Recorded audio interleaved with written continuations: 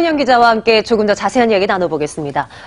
허 기자, 1, 2년 전만 해도 초대형 IB 시대가 돌아올 것이다, 이런 얘기들 나오면서 증권사 간 M&A 논의가 굉장히 활발하게 진행이 됐잖아요. 네, 맞습니다. 근데 지난해부터는 확실히 분위기가 좀 달라진 듯 했어요. 어떻습니까? 네, 맞습니다. 리포트에서는 좀 중소형 증권사 위주로 설명을 드렸는데, 사실 초대형 IB로 지정된 이 대형 증권사들도 이 대주주 적격성 심사로 발행어음 인가가 쉽사리 나고 있지 않고 있는 상황입니다. 그래서 발행어음 사업을 하려면 이 금융사로서 건전성을 갖춰야 될 뿐만 아니라 대주주의 위법 여부를 종합적으로 살피는 적격성 심사를 통과해야 하는데요.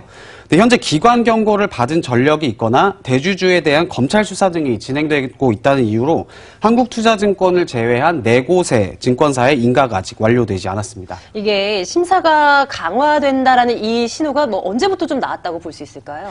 네, 사실 이 강화된다라고 좀 가시화됐다고 볼 수 있는 게 지난해 12월에 금융당국이 하나금융투자의 하나 UBS 운용 심사를 중단을 했습니다. 이게 최대 주주의 검찰 수사가 그 이유였는데요. 네. 이제 그 여파가 SK증권과 하이투자증권으로 이어졌다라는 분석이 나오고 있습니다.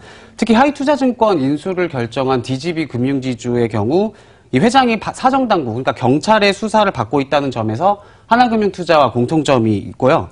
앞서 금융당국은 대주주 적격성 심사, 대주주 검찰 수사를 이유로 이 하나금투의 인수심사를 중단했는데 이 비슷한 상황에 있는 DGB 금융의 인수심사 승인을 좀 내주긴 어려웠을 것이다, 이런 관측이 나오고 있습니다. 이 대주주 적격성 심사는 정성적인 요인이 굉장히 클 것 같은데요. 심사가 좀 깐깐해졌다라는 이 근거를 찾을 수 있는 부분은 어디에 있을까요?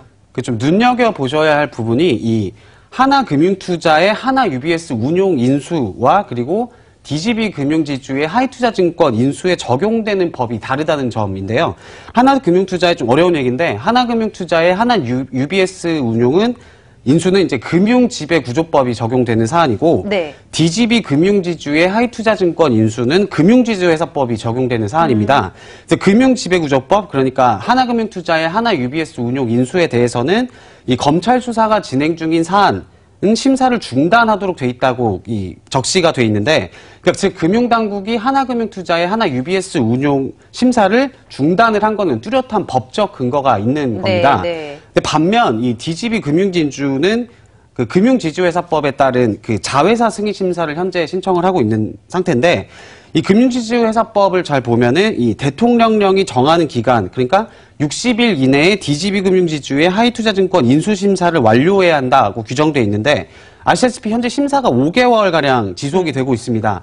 다만 이제 금융위원회가 정하여 고시하는 기간은 처리기간에 산입하지 아니한다고 적시되어 있는데요. 이거는 이제 서류 보완을 요구하고 이를 받는 기간은 이 60일에 포함이 되지 않는 상황입니다. 네. 그래서 좀 어려운 얘기인데, 금융당국은 현재 회장이 경찰 수사를 받고 있는 DGB 금융의 하이투자증권 인수를 중단할 만한 법적 근거가 없다고 보시면 되는데, 이 때문에 이제 서류를 보완하라라는 방식으로 인수심사를 좀 지연하고 있다고 증권업계에서는 해석을 하고 있습니다. 그래서 결론적으로 말하면은 이 적용되는 구체적 법과 관계없이 전방위에서 최대 주주에 대한 심사를 강화할 것이라는 신호가 좀 곳곳에서 감지되고 있다고 볼 수가 있습니다.